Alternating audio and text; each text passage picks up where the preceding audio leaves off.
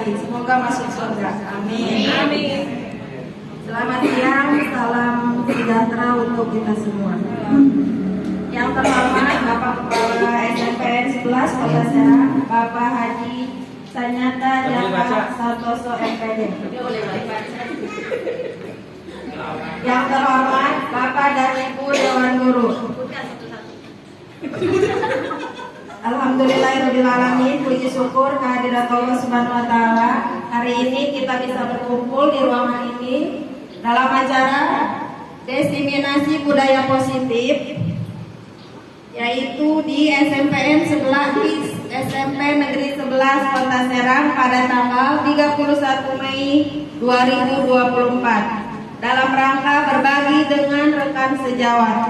Kami dari CGP Angkatan 10 Kota Serang, saya sendiri Elis Eskom dan teman saya Ani Suryani SPD. Kami di sini akan berbagi. Mohon maaf ya Bapak Ibu, bukan untuk menggurui tapi berbagi atau sharing, ya. Baik Bapak Ibu, izinkan saya menyampaikan susunan acara pada siang hari ini. Yang pertama pembukaan. Yang kedua, sambutan dari Bapak Kepala Sekolah SMP Negeri 11 Kota Serang. Yang ketiga, kegiatan inti atau penyampaian materi. Dan yang terakhir, penutup atau doa. Untuk pembukaan, marilah kita buka acara ini bersama-sama dengan mengucap basmalah. Bismillahirrahmanirrahim. Untuk acara selanjutnya yaitu sambutan dari Bapak Kepala Sekolah SMP Negeri 11 Kota Serang. Kepadanya dipersilakan. Jangan dong Pak. Cepat saja ya.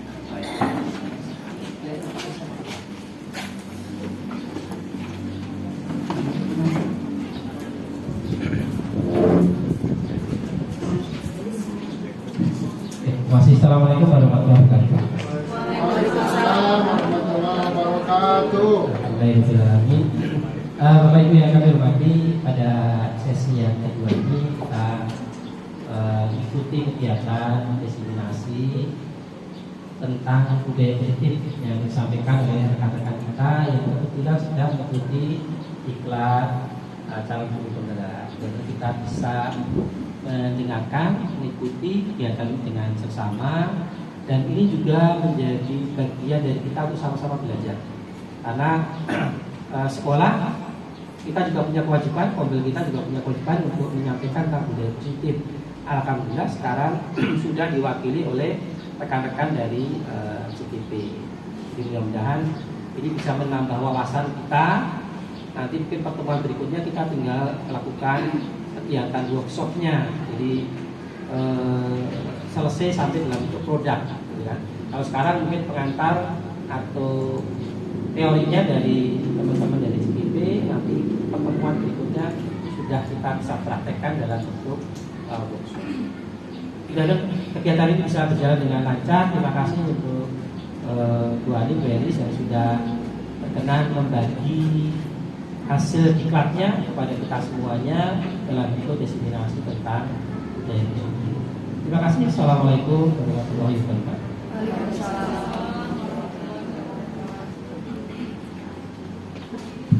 Baik, terima kasih kepada Bapak Kepala Sekolah SMP Negeri 11 atas sambutannya.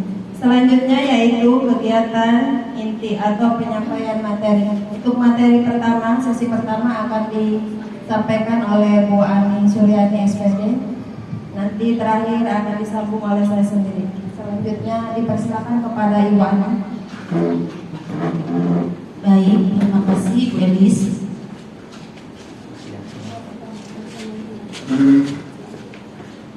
Bapak Ibu punten, nanti saya sambil jalan di mana enaknya ya Bapak Ibu. Baik, assalamualaikum warahmatullahi wabarakatuh. Terima kasih kepada Bapak Kepala Sekolah, Bapak Ibu sekalian yang sudah berkenan hadir di ruangan ini untuk menghadiri diseminasi saya dengan Bu Elis. Diseminasi kali ini berjudul tentang budaya positif. Seperti yang tadi sudah disampaikan sama Bu Elis, mohon maaf kami di depan ini bukan berarti kami lebih pintar, kami lebih hebat, tidak ya Bapak Ibu.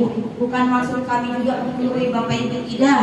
Tapi kita di sini sharing saja apa yang sudah kami dapatkan di pendidikan guru penggerak. Baik, lanjut Bu Elis. Nah, sebelum ke materi, saya minta Bapak Ibu untuk mengepalkan tangannya. Silakan tangannya dikepalkan. Kepalkan ya, boleh yang kanan, boleh yang kiri. Kemudian silakan Bapak Ibu bayangkan di dalam kepala tangan Bapak Ibu itu sesuatu yang sangat berharga buat Bapak Ibu. Bayangkan itu sesuatu yang sangat berharga dalam hidup Bapak Ibu. Sudah kebayang Bapak Ibu? Boleh bareng dibayangkan, boleh bareng yang saya pegang ini sesuatu yang sangat berharga dalam hidup saya. Oke, kalau sudah kebayang apa yang di dalam genggaman ini, boleh teman Bapak Ibu siapa saja di sampingnya berusaha untuk membuka kepala itu. Nah, silakan Bapak Ibu lakukan apa yang Bapak Ibu inginkan. Yang mau buka boleh memaksa, boleh misalkan nanti saya kasih uang kalau mau buka itu. Ngerayu, boleh juga mengancam boleh. Oh, nggak ada yang ngerayu ya? Nggak ada yang mengancam ngerayu. Yang warna merah. Oke. Sudah ya? Sudah ada yang ngerayu, sudah ada yang mengancam, sudah ada yang memaksa? Sudah? Oke. Kalau sudah, boleh dibuka lagi kepala tangannya ya. Sekarang saya mau tanya ke Bapak Ibu. Tadi ketika temannya meminta untuk membuka kepala itu, apa yang Bapak Ibu lakukan? Membukanya atau tetap mempertahankan? Tetap mempertahankan. Ada yang membukanya? Oke, Bu Halimah mempertahankan. Bu Anda membuka. Bu Anda kan dengan senang hati bukan? Oke, Bu Halimah, kenapa dipertahankan? Karena ini adalah rahasia. Oke, karena itu kan hal yang berharga buat kita ya. Oke, terima kasih Bu Halimah. Kemudian Bu Anda, kenapa dibuka ketika temannya minta untuk membuka kepalanya? Berbagi, kita pengen tahu. Oke, berbagi ya. Oke, baik, terima kasih Bu Anda. Yang lain, jawabannya apa? Kenapa tetap mempertahankan kepalanya? Sangat berharga. Baik Bapak Ibu, berarti kontrol di kita seseorang itu ada pada siapa? Orang lain atau kita sendiri? Kita sendiri. Jadi orang lain mau membuka, kita misalkan mau membuka kepala kita sesuai dengan permintaan orang lain, kontrolnya ada di diri kita. Atau Bu Halimah mau tetap mempertahankan, tetap diri kita sendiri kan? Itu tentang kesadaran diri sendiri. Jadi posisi kontrol itu ada pada diri kita sendiri, bukan orang lain. Kita tidak bisa dikontrol sama orang lain, tapi kita yang mengontrol diri kita sendiri. Terima kasih Bapak Ibu, tepuk tangan untuk kita semua. Baik, kita masuk ke budaya positif yang tadi Bapak Ibu lakukan akan berhubungan dengan budaya positif. Budaya positif. Budaya positif ini merupakan perwujudan dari nilai-nilai atau kegiatan universal, keyakinan universal yang diterapkan di sekolah, atau nilai-nilai keyakinan dan kebiasaan di sekolah yang berpihak kepada peserta didik. Keyakinan universal itu berhubungan dengan nilai-nilai kebajikan di sini ya, nilai-nilai kebajikan, nilai-nilai baik yang dilakukan. Next, kemudian nanti di sini kita akan membahas budaya positif itu meliputi apa saja sih. Di sini ada 6 aspek dalam budaya positif. Yang pertama, perubahan paradigma stimulus respon. Kalau dulu itu namanya stimulus respon ya. Nanti kita akan melihat bagaimana sih perubahannya ketika sudah masuk ke budaya positif. Kemudian yang kedua, konsep disiplin positif. Yang ketiga, 5 posisi kontrol. Yang keempat, pemenuhan 5 kebutuhan dasar manusia. Jadi manusia itu punya kebutuhan. Ada 5 di sini nanti yang disampaikan. Yang kelima, keyakinan kelas. Dan yang terakhir, segitiga restitusi.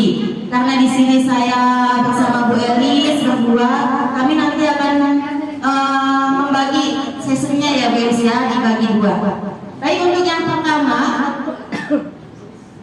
adalah perubahan paradigma. Nah, kalau yang stimulus respon itu yang model lama ya Bapak Ibu, perubahannya yang model lama sekarang di posisi disiplin positif itu berubah menjadi teori kontrol ya, dimana kalau kita itu mengontrol diri sendiri itu tidak bisa dikontrol sama orang lain katanya. Nanti kita lihat perbedaan antara stimulus respon model yang lama dengan teori kontrol yang model yang terbaru. Gimana sih perbedaannya? Oke, di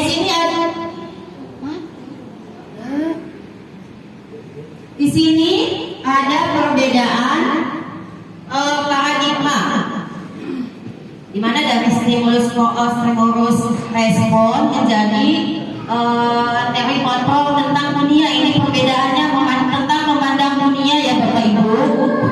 Kalau di stimulus respon itu bahwa kebutuhan kita itu sama, dianggapnya sama.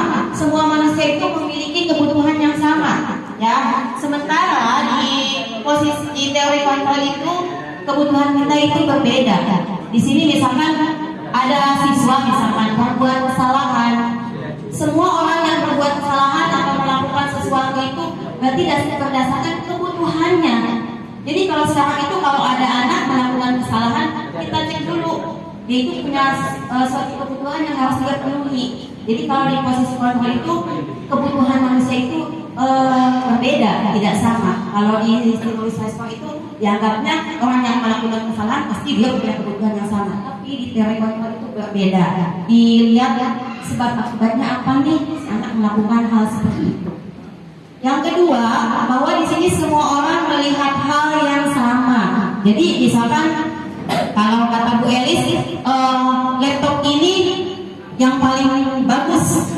Kalau menurut stimulus respon, semua orang beranggapan laptop merek ini bagus, tapi teori kontrol itu berbeda. Ya, pendapat setiap orang itu memiliki gambaran yang berbeda. Oh tidak, kalau menurut Pak Indro yang bagus itu punya saya gitu misalkan ya Bapak. Kemudian yang ketiga, untuk mencoba jangan digoyang-goyang guys.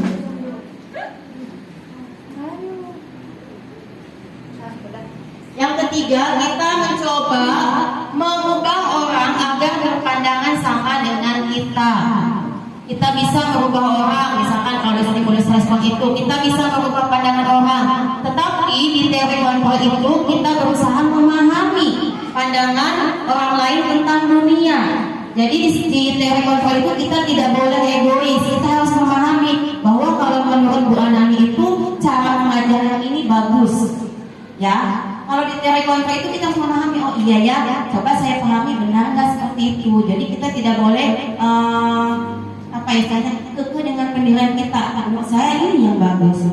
Itu kalau di stimulus respon. Tapi kalau di teori kontrol kita harus berusaha memahami. Coba saya pahami benar nggak sih? Jadi kita harus saling ya, istilahnya berkolaborasi untuk menghasilkan yang terbaik. Kemudian yang keempat, perilaku buruk itu dilihat sebagai suatu kesalahan. Itu di stimulus respon. Sedangkan di teori kontrol bahwa semua perilaku memiliki tujuan. Seperti tadi yang sudah saya jelaskan, misalkan ada anak yang terlambat sekolah, anggap aja kita selalu stimulus respon itu salah. Ada anak yang misalkan ribut di kelas, kalau di stimulus respon itu salah. Kita selalu menganggap seseorang melakukan kesalahan itu, seseorang yang melakukan kebohongan itu selalu menyalahkan.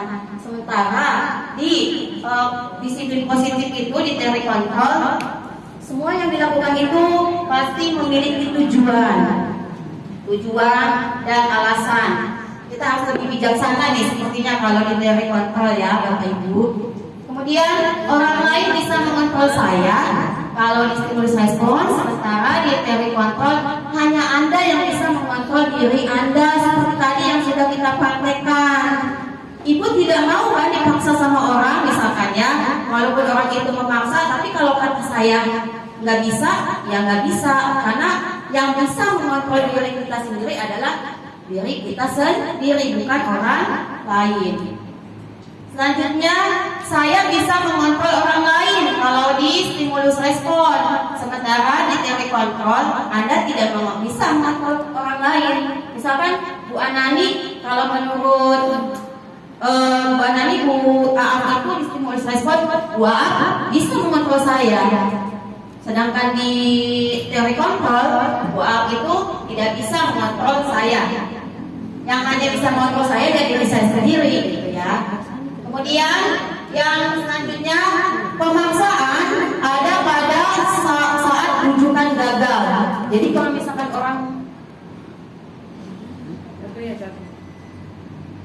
misalkan ada orang gagal itu dipaksa harus bisa diangkat salah ya kalau orang gagal. Sementara di teori kontrol itu kalau ada yang gagal kita ajak kolaborasi biar menghasilkan sesuatu yang lebih baik.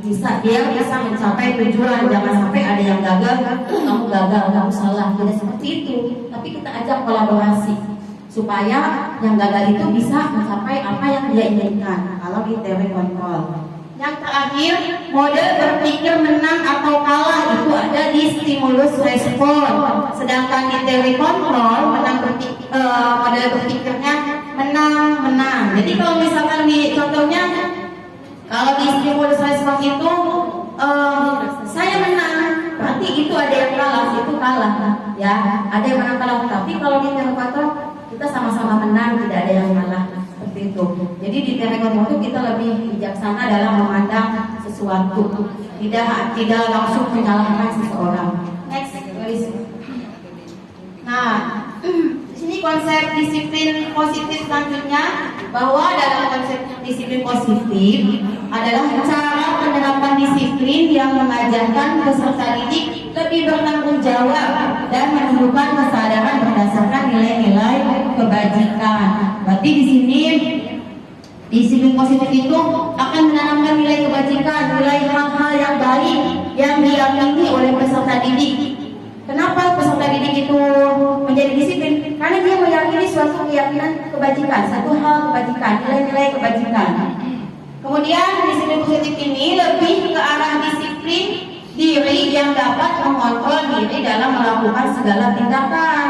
Jadi kalau sudah memiliki sifat disiplin, kita bisa mengontrol diri kita, apa yang harus dilakukan dan apa yang tidak boleh dilakukan. Jadi tahu mana yang baik. Selanjutnya, disiplin positif ini dapat membuat murid memahami dan menyadari berdasarkan motivasi internal, bukan akibat paksaan atau pujian dan hukuman. Ketika kita, misalkan di sini murid ya Bapak Ibu, sudah memiliki sifat kebajikan, nilai kebajikan, melakukan disiplin positif, maka semua itu harus berasal dari motivasi internal, dari dalam diri kita. Tidak boleh dia melakukan misalkan saya terlambat, takut dimarahin. Itu berarti kan karena ada rasa takut, ada motivasi dari luar. Nah, jadi disiplin positif ini harus mulai dari dalam. Dan ternyata Bapak Ibu, kita menghukum anak itu bukan suatu hal yang tepat. Memberikan hukuman ke anak itu bukan suatu hal yang tepat, karena itu akan menyakiti siswa. Dan siswa mungkin akan dendam kepada kita. Kemudian motivasi yang timbul juga tidak akan dalam waktu jangka panjang, hanya karena dia takut aja gitu. Ketika dia udah nggak merasa takut dimarahin atau bagaimana, udah bebas-bebas saja.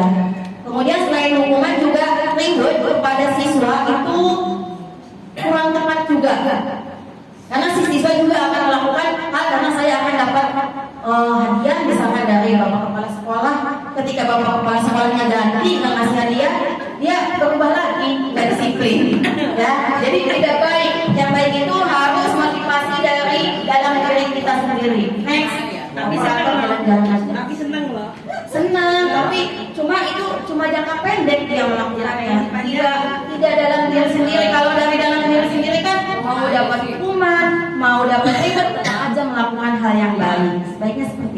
Wah, ini ulang tahun ya, Mei ya? Juni Pak, tanggal 11 Juni nanti ya. Dikesal ya. Nah, di sini ada motivasi perilaku manusia itu dilakukan. Di sini ada 3 hal. Kenapa manusia itu memiliki motivasi? Ada hal melakukannya di sini motivasinya untuk menghindari ketidaknyamanan atau hukuman. Misalkan nih, saya terlambat. Untuk menghindari ketidaknyamanan misalnya ya, saya nggak buat banget takut diomongin sama beliau, misalkan gitu kan, saya nggak nyampe contoh ya beliau, ya maaf. Atau untuk menghindari hukuman, misalkan tuh Bu Ani ini telat atau Bapak misalkan Bapak dihukum gitu ya, misalnya gitu, saya nggak buat banget takut dihukum sama Bapak, nggak boleh sebenarnya ya. Kemudian dialis mati deh. Genit deh. Gede. Beliau udah kendor ya. Itu sentuhan. Ini sok. Saya mau buat. Boleh apa ini?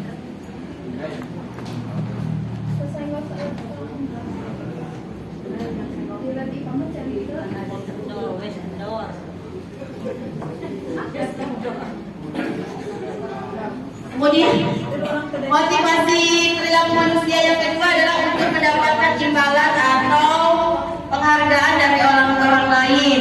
Nah, ini juga tidak baik ya, karena akan motivasinya timbul dalam jangka waktu pendek doang, tidak selamanya si motivasi itu bisa berjalan. Nah, 2 alasan motivasi ini masuk ke dalam motivasi eksternal karena pengaruh dari luar, karena takut diomongin, takut dihukum, karena hanya pengen dapat reward itu dari luar. Nah, yang sebenarnya yang terbaik adalah motivasi internal ya Bapak Ibu, untuk menjadi manusia yang mereka inginkan dan menghargai diri dengan nilai-nilai yang kita percayai. Kalau kita melakukan hal yang baik, jangan karena sesuatu ya, tapi karena saya menghargai diri saya sendiri, seperti itu. Next, betul Omar? Betul. Nek, betul nek. Nah, motivasi intrinsik ini yang penting ya buat kita semua, bahwa untuk menjadi manusia yang mereka inginkan dan menghargai diri sendiri dengan nilai-nilai yang mereka percayai. Ini tadi sudah saya jelaskan bahwa kita melakukan sesuatu itu ya minimal untuk menghargai diri kita sendiri aja lah, walaupun orang lain nggak menghargai kita ya.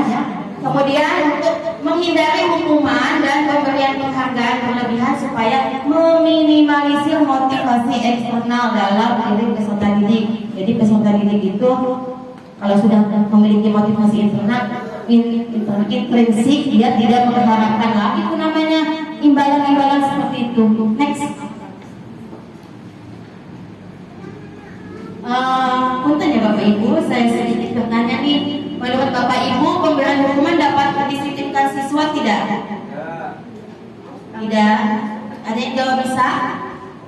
Bisa, tapi disiplinnya hanya jangka waktu pendek, nanti diulang lagi, ya, karena bukan dari diri sendiri kesadarannya, karena dia hanya takut hukuman.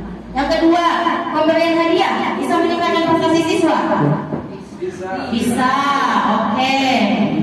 Ketiga, guru harus mampu memberikan solusi untuk setiap siswa yang bermasalah. Setuju tidak? Setuju. Yang keempat, guru berperan sebagai teman bagi siswa. Setuju? Setuju. Oke. Next, please. Setuju aja. Baik. Kita sebagai guru, Bapak Ibu sudah mengetahui apa aja sih posisi kontrol kita sebagai guru? Belum. Ada di depan ya, kita baca sama-sama ya. Oke. Yang pertama, posisi penghukum. Nah, sudah merasa kita sebagai posisi penghukum? Sudah. Nah, kapan sih kita dikatakan sebagai posisi penghukum? Itu ketika biasanya posisi penghukum itu ada suaranya tinggi, terus nunjuk-nunjuk kayak gitu, terus ngomongnya nih kamu lagi ini yang salah, kamu lagi telat lagi gitu, itu namanya penghukum ya. Itu tapi ya Bapak Ibu, posisi kontrol penghukum ini bisa menyakiti siswa. Biasanya kan penghukum ini bisa hukumannya tuh bisa berupa fisik atau verbal, ya kan? Atau apa ya? Gestur tubuh kita juga bisa kelihatan nih kalau yang menghukum jalannya juga beda, ya. Kalau mau menghukum itu anaknya juga udah takut duluan, wah saya mau dihukum nih, kan? Gimana Nah, jalan? nggak usah dipraktekin. Jadi si penghukum ini biasanya matanya melotot, gitu kan, menghardik siswa. Nah itu posisi kita sebagai penghukum. Yang kedua sebagai langsung kedua. Bukannya di atas, Miss. Ya saya yang membuat bahasa kesalahan dulu ya Bapak Ibu ya, nggak apa-apa ngacak juga. Nanti lima-limanya saya sampaikan. Pembuat merasa bersalah, ya kita pernah nggak nyuruh anak begini, si anak itu dia merasa bersalah. Gimana nanti kalau orang tua kamu tahu kamu habis kalau makan sekolah, nanti si anak itu merasa bersalah, ya saya salah, kan? Nah itu membuat merasa bersalah. Jadi si anak merasa bersalah tentang dengan apa yang telah dia lakukan. Biasanya nih kalau kita sebagai posisi membuat merasa bersalah, ngomongnya lembut tapi nyelekit gitu ke anak ya, itu membuat rasa bersalah. Kemudian tapi kita sambil merangkul si anak, saya juga pernah seperti itu. Iya, malah sering. Iya, oh tidak bu. Nanti ibu dimarahin ke sekolah. Ya, nanti dimarahin ke sekolah kamu itu itu ya, itu pembuat rasa bersalah. Jadi anaknya merasa bersalah. Oh iya ya, saya jadi bersalah, merasa bersalah sama Miss Ani jadi dihukum sama bapak kepala sekolah gara-gara saya. Itu posisi sebagai pembuat merasa bersalah. Yang kedua yang ketiga sebagai teman. Pasti bapak dan ibu di sini sudah menjadi posisi guru sebagai teman, betul? Biasanya kalau di sini guru tuh lebih akrab dengan teman, dengan murid, lebih akrab. Ayo dong, ingat nggak waktu kemarin dibantu sama ibu, masa sekarang kamu nggak mau bantu sih gitu kan? Biasanya lebih bercanda sama teman, sama murid, lebih cengengesan lah itu istilahnya. Jadi tapi di sini kalau posisi teman ada jeleknya juga ya Bapak Ibu. Jadi si anak itu tergantung sama guru itu. Ketika guru itu nggak ada, biasa aja nggak ada ininya gitu. Atau selalu ditolongin sama guru itu yang merasa teman, ya. Yang keempat adalah pemantau. Kalau pemantau itu hampir sama dengan teman. Jadi di sini biasanya ingat nggak apa konsekuensinya kalau kamu salah, kalau kamu melakukan kesalahan. Tahu nggak peraturannya apa? Nah itu lebih memantau perilaku siswa. Biasanya di sini lebih akrab juga sama seperti teman. Yang terakhir adalah posisi manajer. Nah ini adalah posisi yang terbaik yang harus kita miliki. Gimana sih posisi kita yang baik itu sebagai guru? Ya posisi manajer. Dimana ketika anak melakukan kesalahan, kita tanya dulu alasannya apa melakukan kesalahan. Sesuai tidak dengan keyakinan kelas kita. Kamu mau kan memperbaikinya? Jadi dari awal sampai akhir kita mengajak siswa gitu kalau yang melakukan kesalahan berdiskusi sebaiknya seperti apa. Posisi manajer ini kita mengajak anak mencari solusi juga. Tidak, ya udah kamu pikirin aja sendiri, tidak seperti itu. Next. Nah sebaliknya posisi guru adalah sebagai manajer. Kenapa? Karena guru melakukan sesuatu bersama peserta didik, mempersilahkan peserta didik untuk mempertanggungjawabkan perilakunya dan mendukung peserta didik supaya dapat menemukan solusi. Jadi udah marah-marah tapi gak ngasih solusi gitu kan? Itu tidak baik juga. Tapi kalau di manajer itu ya kita ngasih tahu, kita nanya dulu masalahnya apa, kita cari solusinya, kita kasih solusinya. Kemudian posisi manajer mengacu pada restitusi yang dapat menjadikan peserta didik sebagai manajer bagi dirinya sehingga tercipta identitas positif pada diri peserta didik. Nanti untuk restitusi akan dijelaskan ya nanti sama teman saya yang di depan, Ibu. Baik, itu saja penjelasan dari saya. Umi mau kemana Umi? Selanjutnya untuk materi selanjutnya nanti Bu Eri akan menyampaikan. Terima kasih. Bapak Ibu kasih tepuk tangan buat kita nih. Terima kasih. Bagaimana Bapak Ibu udah menambah wawasan tentang disiplin positif? Sudah menambah? Apakah Bapak Bapak Ibu sudah pernah mempelajari tentang disiplin positif yang tadi ada 5 posisi kontrol guru, udah pernah mempelajari? Apa baru ini? Udah pernah di PMM, udah sampai aksi nyata? Ada nggak di PMM? Ada. Oke, terima kasih Miss Ani. Kita lanjut ya Bapak Ibu.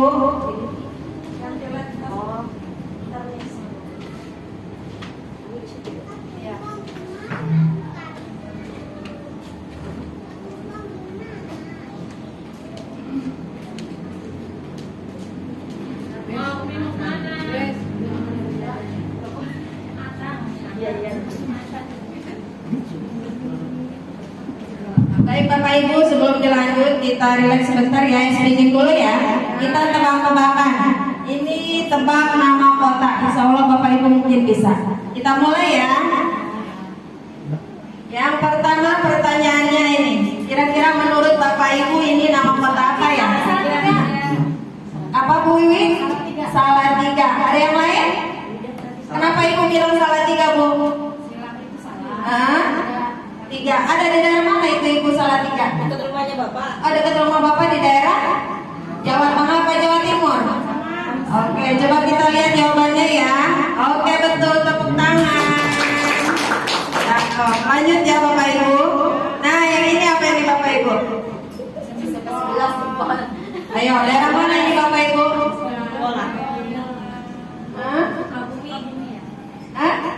Sukabumi, betul. Kenapa dibilang Sukabumi? Karena itu gambar apa yang sebelahnya yang warna biru? Belum itu bumi. Oke, kita lihat jawabannya ya. Betul apa salah? Oke, betul. Bagus. Lanjut. Nah, ini ada daerahnya apa tuh? Oh, Maluku. Ini udah apa nih daerah Sumatera nih Bu Dewi sepertinya. Coba kita lihat Bu Dew. Oh iya, 100 buat Bu Dewi. Lanjut nih, minta selanjutnya apa ya kira-kira? Yang paling depan yang jilbab merah? Banda Aceh. Kenapa dibilang Bandung? Terus ujungnya dihapus, ujungnya Dung. Jadi Bandung. Cakep. Terakhir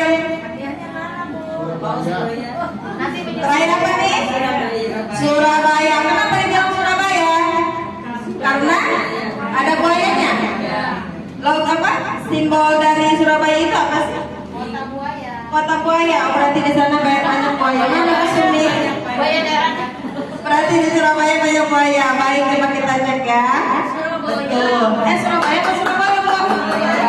Surabaya. Baik. Nah, terakhir. Terima kasih Bapak Ibu. Tapi mohon maaf tidak dapat hadiah. Karena hadiah apa tadi, Miss? Hadiah? Tidak boleh motivasi itu tidak boleh dari motivasi eksternal, tapi dari internal ya Bapak Ibu. Semua itu jangan hanya karena hadiah, karena menghargai diri kita sendiri ya. Tapi kalau dikasih mau, kok. Ya Bapak Ibu, tidak selalu dengan hadiah ya Bapak Ibu. Oke Bapak Ibu, itu tadi briefing hanya untuk mengingatkan.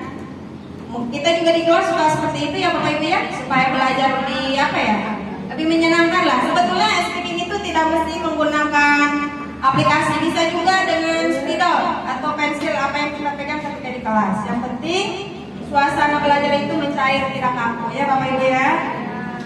Baik, sekarang saya akan menjelaskan tentang kebutuhan dasar manusia.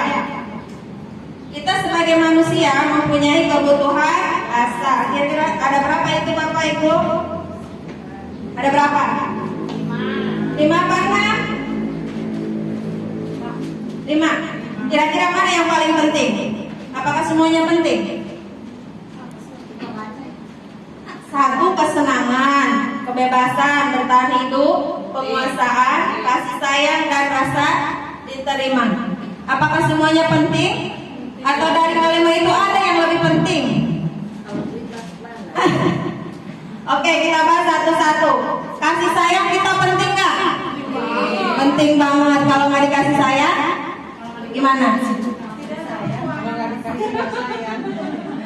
Oke, cinta itu penting ya Bapak Ibu ya. Yang kedua, kesenangan. Penting nggak kesenangan? Bapak Ibu hari ini senang nggak?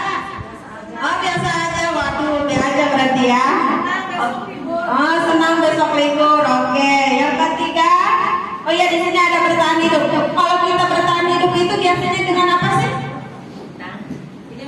Supaya kita bisa bertahan hidup itu biasanya dengan apa? Makan, apalagi? Minum. Kalau nggak makan nggak minum kita nggak bisa bertahan hidup. Lemas. Oke. Selanjutnya kebebasan. Kita perlu nggak bebas? Perlu. Tapi bebas jangan sampai tanpa batas. Dan yang terakhir adalah penguasaan. Kita perlu nggak dengan penguasaan? Kalau di kelas contoh anak ini kita membuat struktur membuat pemilihan KM. Tapi ada salah satu anak yang mengajukan sendiri. Dia pengen punya apa itu? Tanpa dipilih sebetulnya KM itu. Dia pengen menunjukkan bahwa dia bisa gitu. Jadi dia menguasai. Seperti itu ya Bapak Ibu. Oke, lanjut please. Nah, Bapak Ibu di sini ada 4. Kira-kira pertanyaan apa bukan ini Bapak Ibu? Yang pertama, aku senang main kejar-kejaran dengan ibu guru. Seru. Kira-kira menurut Bapak Ibu itu masuknya ke yang mana? Apakah penguasaan, kebebasan, apa kesenangan? Kesenangan. Oke, kita coba menggunakan kuis. Sebentar ya. Bapak Ibu buka Google, ketik kahot. Ada kuotanya nggak Bapak Ibu? Aduh. Buka kahot ya Bapak Ibu.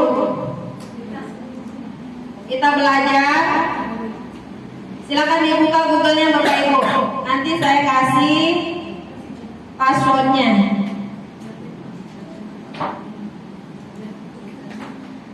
Kita Bapak Ibu udah dibuka?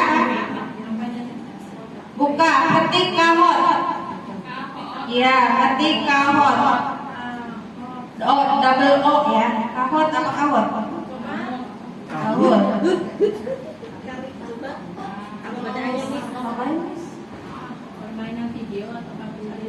Ini kuis ya, kuisnya Bu ya. Saya kalau di kelas suka biar anak gak jenuh, suka seperti ini Bapak Ibu 5 soal atau 4 soal. Bapak Ibu udah buka nih apa namanya pinnya. Nah ini pinnya Bapak Ibu mangga masuk 1998258. Silakan masuk. Nih ada di layar. Ada Bapak Ibu. 1998258.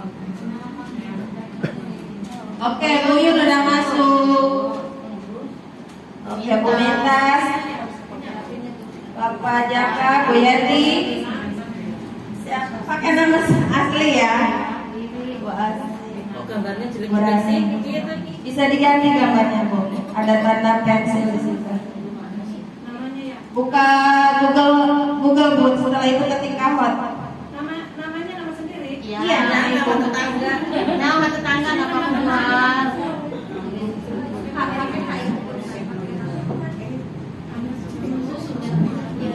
Kahot kok. Tulisannya Ibu di atas. Kahot. Ahot Kak, ahot. Ini yang ada di layar Ibu. Oke, udah siap Bapak Ibu? Apa kita nunggu? Double O. Double O.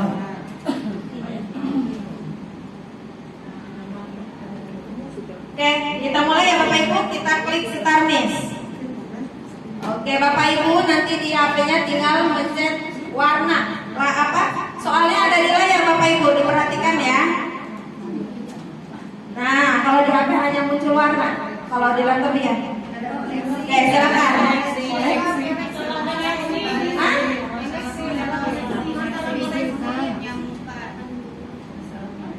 Connection lost, please do not. Apa ini? Udah masuk belum? Udah. Bapak bisa? Aku senang main kejar-kejaran dengan ibu guru, seru. Kira-kira menurut Bapak Ibu apa jawabannya? Itu jawaban itu jawaban. Iya, hanya 20 detik. Ya, di waktu Ibu. Belum dibaca soalnya. Okay, next question. Nah, peringkat pertama diraih oleh Ibu Yenti, Ibu Yun, Bu Fadwa, dan Pak Jaka. Ini peringkat 5 besar ya. Ini jawabannya siapa yang cepat dan benar. Hanya 20 detik. Lanjut nih, next.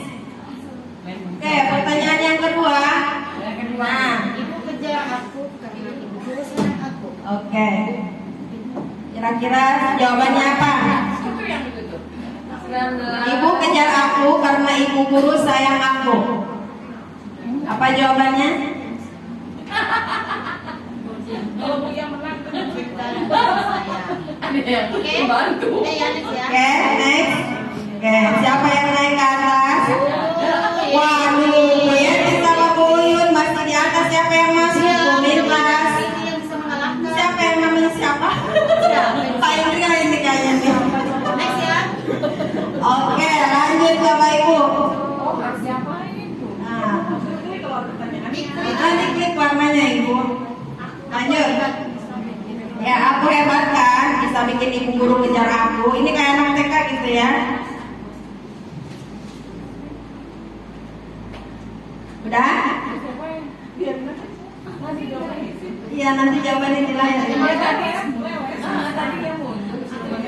Oke. Jawabannya berarti penguasaan. Kita lihat juaranya Pak Indrio. Waduh. Ada. Wah, ya, ini mantap. Bapak naik. Bapak naik. Pintar naik. Next ya. Oke, lanjut. Oke, hanya 5 soal ya Bapak Ibu.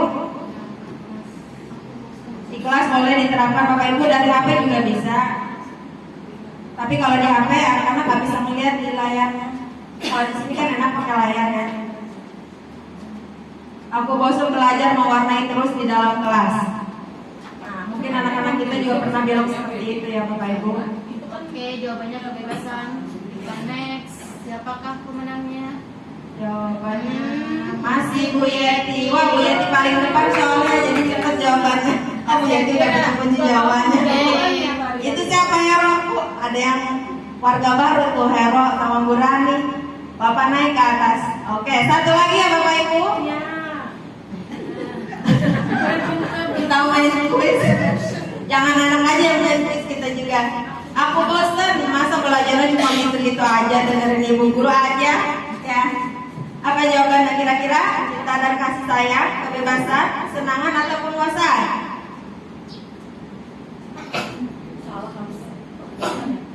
Sudah lama salah lagi. Sudah lama salah lagi. Oke ya, next ya. Oke. Oh, ini langsung ke peringkat 3 besar. Siapakah yang peringkat 3 besar? Nomor 3 siapa itu? Hero. Yang kedua Bu Rani, yang pertama diraih oleh Sri Asih. Oh, jadi 3 besarnya Bu Yeti, yang keempat runner up-nya, dan yang kelima Bapak. Terima kasih Bapak Ibu, tepuk tangan. Itu hanya apa ya, selingan ya Bapak Ibu. Hanya selingan doang.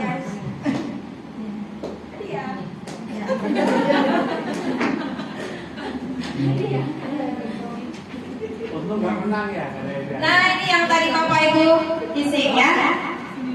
Sudah bisa ya Bapak Ibu, yang mana nomor 1 itu tadi apakah kebebasan, kesenangan. Oke, next quiz. Itu hanya quiz dari soal kebutuhan dasar hidup manusia.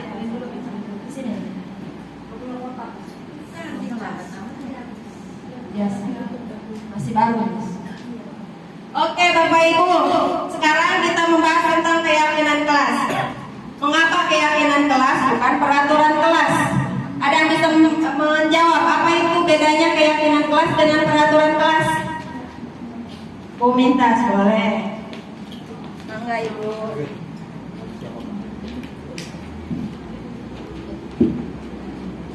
Coba ya, Bu Ya ya. siap Bu. Enggak, kalau salah pun nggak bakalan dihukum Bu. Udah mau mati.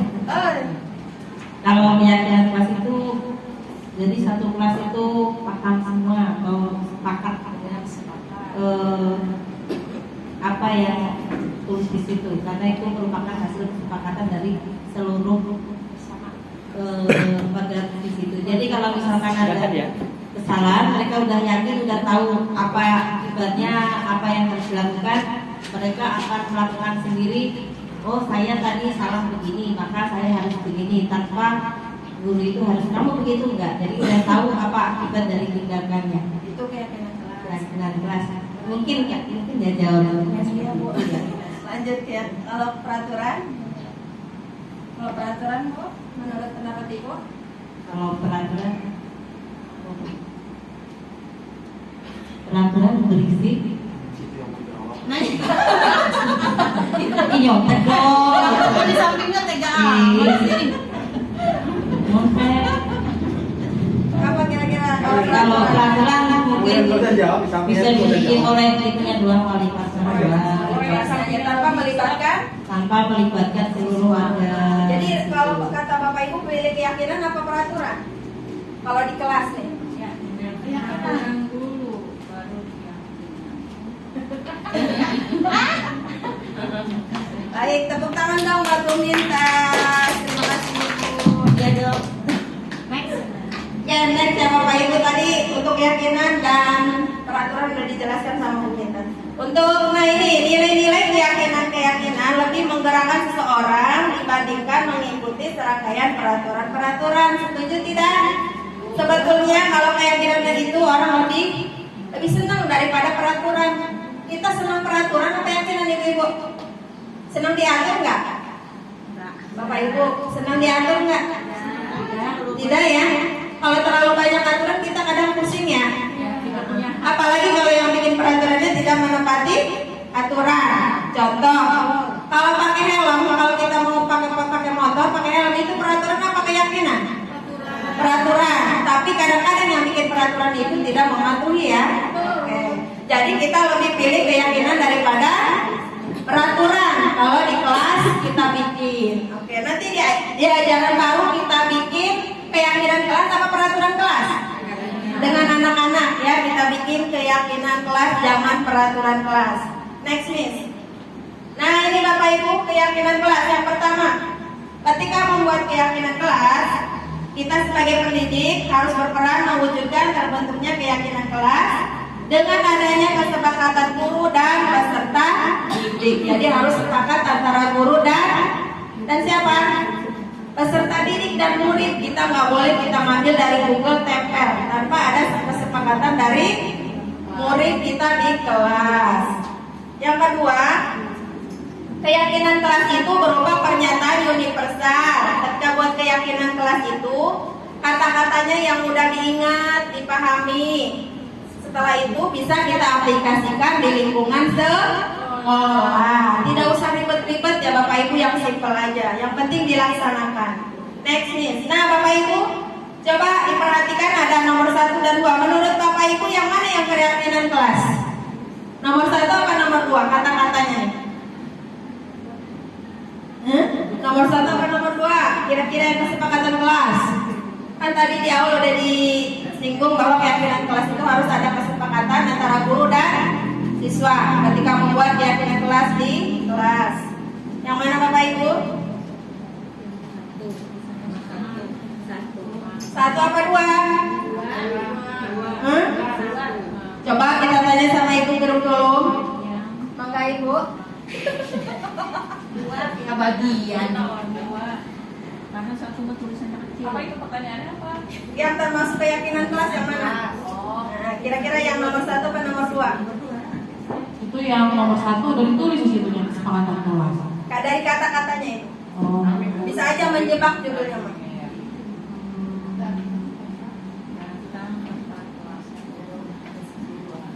Yang keyakinan. Sebetulnya dua-duanya itu mengandung keyakinan kelas. Tapi yang lebih tepat itu nomor 2. Oke, cakep, tepuk tangan. Karena apa Ibu alasannya? Karena ada muncul kata-kata kesepakatan yang kami guru dan murid artinya dibuat secara bersama-sama. 200 buat Bu Yati. Kalau yang pertama, sebentar belum selesai. Kalau yang pertama datang tepat waktu itu bisa jadi dibikin sama gurunya aja. Betul, betul itu. Hanya sebelah pihak. Oke, betul. Oke, terima kasih Ibu. Ya, sebetulnya keyakinan kelas itu yang betul adalah yang nomor 2 karena di situ ada kata-kata guru dan murid. Ya, lanjut Miss. Oke, ini keyakinan kelas. Peraturan kelas dan keyakinan kelas itu berbeda. Kalau peraturan selalu kembali ke buku, selalu kembalikan buku ke tempatnya, itu peraturan.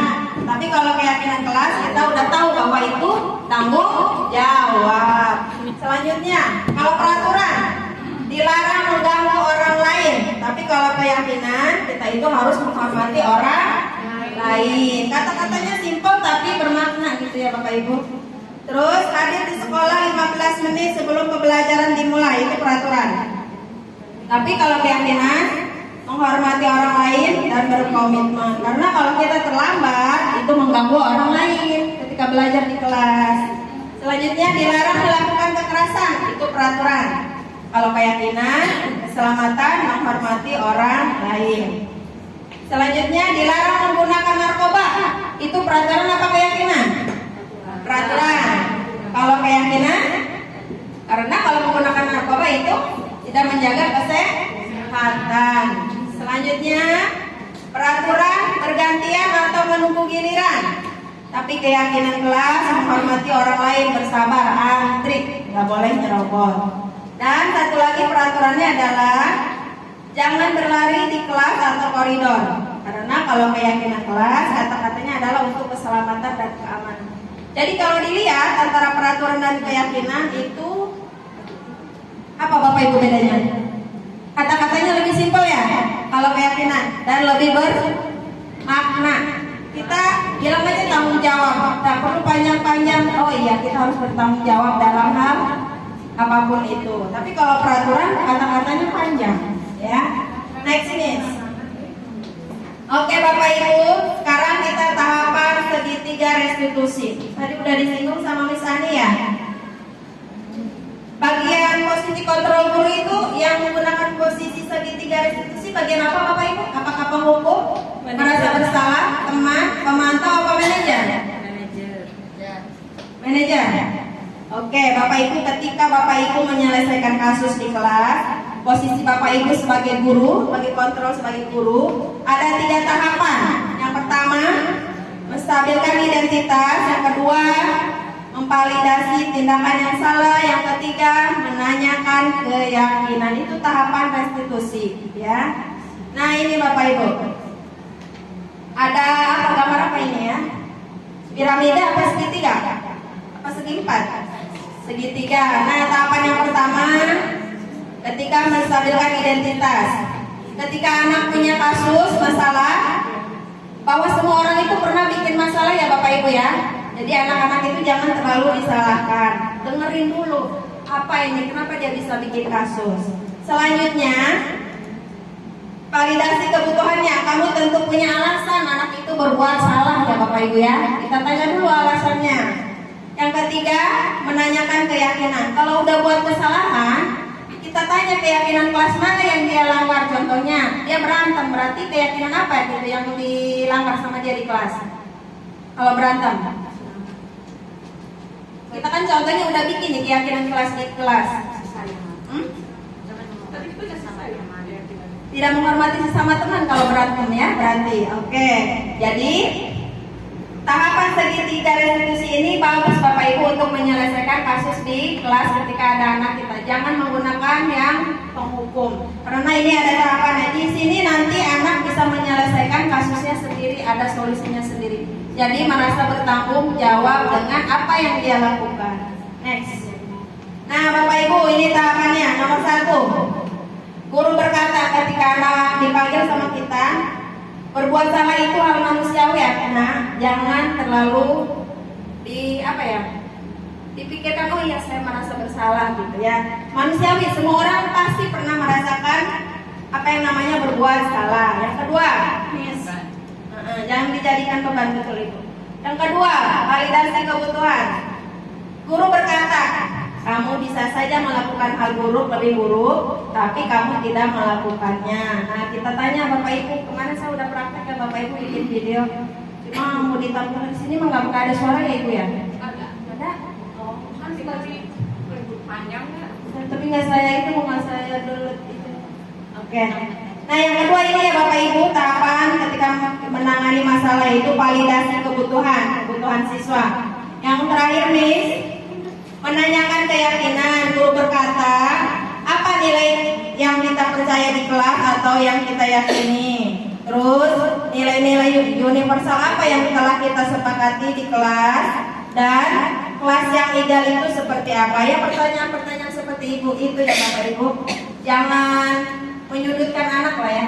Ketika ada masalah kita dengarkan dulu anak bercerita, pasti ada alasannya. Kita pun kalau kesiangan pasti ada alasannya ya. Mungkin Bu Yanti juga paham dari arah Serang Hijau ke sini bisa aja macet gitu kan ya. Ada alasan, setiap orang melakukan kesalahan itu pasti ada alasannya. Jadi kita jangan menghukum. Yang paling bagus mengatasi setiap masalah di sekolah, terutama ke siswa, adalah menggunakan tahapan segitiga restitusi. Kita sebagai guru, sebagai pengontrol, sebagai manajer, bukan sebagai penghukum. Next. Oke Bapak Ibu, segitiga restitusi itu untuk menyelesaikan masalah. Guru atau pendidik berperan sebagai manajer yang menggunakan segitiga restitusi dalam menyelesaikan masalah melalui 3 tahap tadi.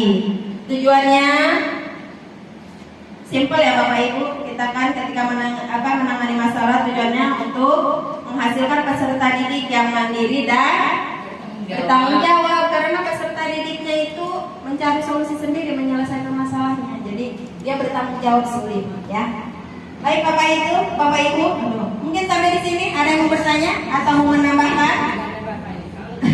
Ada Bapak, kok jadi buyut? Ada yang mau menambahkan? Kira-kira sampai di sini Bapak Ibu udah menambah wawasan tentang segitiga restitusi? Udah? Oke, ada yang mau bertanya? Udah, terima kasih. Udah, cukup ya Bapak Ibu ya. Mohon maaf apabila ada kata-kata yang salah. Mohon maaf, kami berdua dalam menyampaikan ada kekurangan, bukan kelebihan, tapi kekurangan itu bagus Bapak Ibu. Karena dengan kekurangan kita akan selalu belajar. Kalau kita banyak kelebihan nanti nggak mau belajar, ya. Oke, baik Miss. Ya, semoga kedepannya kita bisa lebih bijaksana lagi dalam mengatasi masalah-masalah yang ada pada peserta didik kita. Semoga nanti kita setelah belajar ini kita menjadi seorang guru yang memposisikan kita sebagai manajer yang bisa menyelesaikan masalah itu dengan menggunakan segitiga restitusi. Ya, kalau tidak ada pertanyaan, tidak ada Ibu. Ya, kita tutup. Ada. Oh, Bu Hajmus nanya ada orang terima kasih juga. Guru sedikitnya agak tegas. Contoh, anak seringkali kan alasannya ke WC ya. Nah, saya kadang-kadang mengatakan 2 menit, 3 menit.